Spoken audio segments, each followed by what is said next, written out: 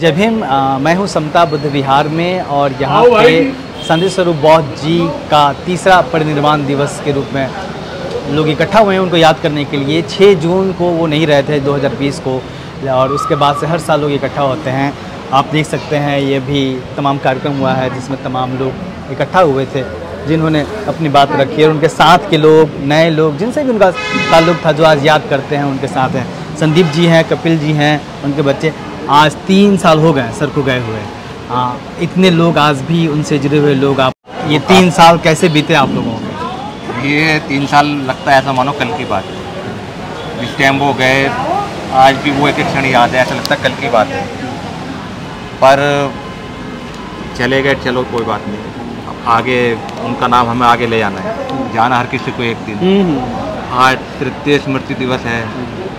आपने देखा सुबह से बारिश कैसे बाधाएं डाल रही थी, पर इस भारी वर्षा के कारण भी इतने लोग अपने कदम को रोक नहीं पाए और आज इस आयोजन में सफल हुए।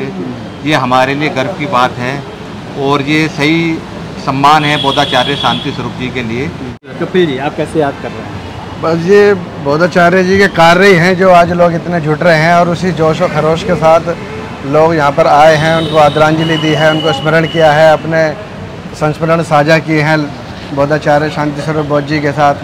और उनका सम्मान एक तरीके से यहाँ पर आना ही सब लोगों का एक तरीके से अपना ही सम्मान है, क्योंकि बौद्धाचार्य शांति स्वरूप बौद्ध जी का सम्मान ही एक अपना सम्मान है। और इससे हमारी भी जिम्मेवारी बहुत ज़्यादा बढ़ जाती है कि लोग उसी तरीके से हमें प्यार देते हैं, सब उसी तरीके से स्नेह लोगों का मिल रहा है, तो हमारी भी जिम्मेवारी बहुत बढ़ जाती है कि भाई हम उनके कारवा को उसी भांति उसी जिम्मेदारी के साथ आगे बढ़ाते रहें और उसे बिल्कुल पीछे ना जाए। जी, तो हम कुछ और लोगों से बात करेंगे जो उनके साथ के लोग हैं कि किस तरीके से उनको याद कर रहे हैं। बौद्धाचार्य शांति स्वरूप जी बहुमुखी प्रतिभा के धनी थे। वो पत्रकार थे, अंतर्राष्ट्रीय बौद्ध आंदोलन के पुरोधा थे, भगवान बुद्ध के ध्वजवाहक थे और वो उत्तम वक्ता थे। सम्यक प्रकाशन के अधिष्ठाता थे, संस्थापक थे और मैं उनका सन 1970 से मित्र रहा हूं। सन 1970 से अब तक मैंने कभी भी उनको विचलित चित्त के रूप में नहीं देखा। न वो कभी झुके, न कभी मुड़े और वो अपने पथ पर अग्रसर होते रहे। आज यहाँ पर हम शांति स्वरूप जी के स्मृति उस प्रोग्राम में आए हैं। बस मैं उनकी एक ही बात कहना चाहूँगा कि जब मेरा 2015 में PhD में एडमिशन हुआ था तो उस टाइम मैं उनके बाद उनसे मिला और उन्होंने उनसे कहा, मैंने जी मेरा PhD में एडमिशन हो गया, अब मैं इन फ्यूचर आने वाले समय में एक डॉक्टरेट हो जाएगी। लेकिन सर ने कहा नहीं, मेरे लिए तो डॉक्टर आप आज से ही हो। और तब से जब मेरा PhD में एडमिशन के दौरान से उसी दौरान से उन्होंने मुझे डॉक्टर कहना शुरू कर दिया था। वो अलग बात है कि मेरी डॉक्टरेट 2022 में पूरी हुई और मैंने अपनी PhD के अंदर उनको सम्मान भी दिया, मैंने उनके बारे में लिखा भी है। तो मुझे बड़ा अच्छा लगा कि जो हम कई सालों बाद सम्मान हमें जो मिलता है वो शांति स्वरूप बौद्ध जी ने मुझे उसी दिन दे दिया था जिस दिन मेरा एडमिशन हो गया। तो आज मैं बस एक ही बात कहना चाहूँगा, ऐसे व्यक्ति समाज में बहुत कम आते हैं युग में जो दुनिया को आगे बढ़ाने की लिए हिम्मत देते हैं, प्रेरणा देते हैं। तो मैं अपनी एक आदरांजलि उनको अर्पित करता हूँ। बौद्धाचार्य शांति स्वरूप बौद्ध जी का स्मृति दिवस है। हालांकि वो कोरोना काल में 2020 में 6 जून को हमारे बीच से चले गए थे, लेकिन कुछ ऐसी गतिविधियों की वजह से या समय के अभाव की वजह से हम 6 तारीख को कार्यक्रम में नहीं कर पाए। तो आज हमने 25 जून को ये कार्यक्रम निश्चित किया है और आदरणीय बौद्धाचार्य शांति स्वरूप बौद्ध जी ने जो समाज के लिए जो काम किया, जो देश के लिए काम किया है और सबसे बड़ा जो काम उनका रहा वो जो साहित्य सृजन का जो काम रहा, सम्यक प्रकाशन के माध्यम से उन्होंने छोटी से छोटी और बड़ी से बड़ी ग्रंथ उन्होंने छाप के जो प्रस्तुत किए हैं। पहले हम देखते थे, पहले किताबों के नाम पे छोटी छोटी कुंजियाँ हुआ करती थी, बहुत पतली पतली किताबें हुआ करती थी, लेकिन आज उन्होंने इतना अंबार खड़ा कर दिया है साहित्य के माध्यम से, सम्यक प्रकाशन के माध्यम से, कि अब पढ़ने वालों की कमी है, किताबों की कमी नहीं है। मैं दरअसल उनकी बात को कहने से पहले मैं एक प्रसंग सुनाना चाहता हूँ।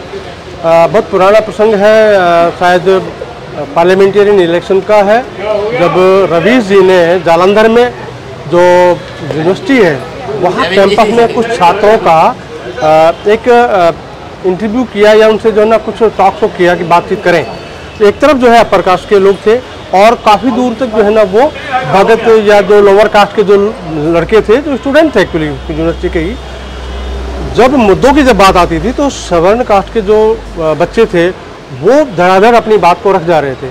यही बात जब वहाँ रखी गई, जो लोअर कास्ट के जो स्टूडेंट्स हैं उनके सामने जब रखी गई, तो रवीश कुमार ने एक बात कही थी कि आप लोग क्यों जवाब नहीं दे पा रहे हैं। तो ये मैंने प्रसंग इसलिए सुनाया है कि उनको ये बात कहने के तरीका भी नहीं पता था, ना ही उनके पास इस बात का कोई ये था कि कैसे जो है ना अपनी बात को रख पाएँ।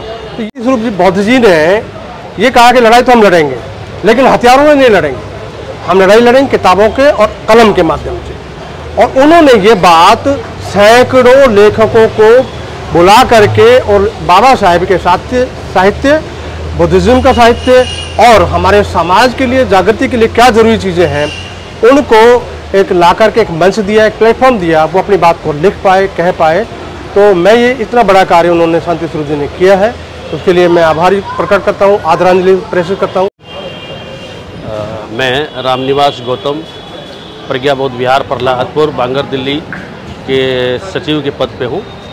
और शांति स्वरूप बौद्ध जी का जो संपर्क है हमें लगभग 30 साल पहले हुआ था, जब मैं बहुत ही छोटी उम्र में था और इनका भाषण हम सुनते थे।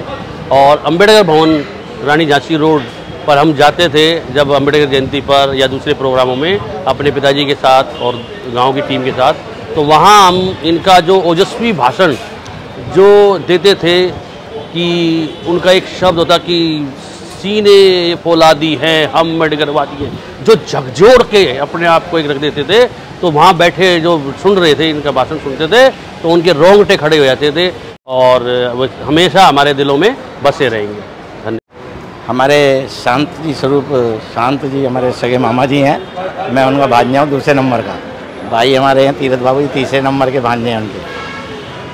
अगर जिस तरह शांति स्वरूप शांत जी हैं, समाज के काम में पूरा ध्यान और पूरा मन से काम करते थे, इसी तरह हमारे और भाई प्रेरणा लें शांत जी से और समाज के काम में पूरा ध्यान दें, तो वो दिन दूर नहीं जो समाज तेज़ी से आगे बढ़ सकता है। मैं जाटव चेतना समिति करोलबाग के संस्थापक के नाते आज शांति बोधाचार्य जी का कृत्य स्मृति दिवस पर मैं आया हूं और आज उनको अपनी मैं श्रद्धा सुमन अर्पित करता हूं। और उनका मानना था, उनका संदेश था कि हम सब मिलकर समाज को जोड़ें, जो मिशन का हमारा काम है उसको, उसके प्रचार प्रसार को बढ़ाएं और मानवता से जोड़ें।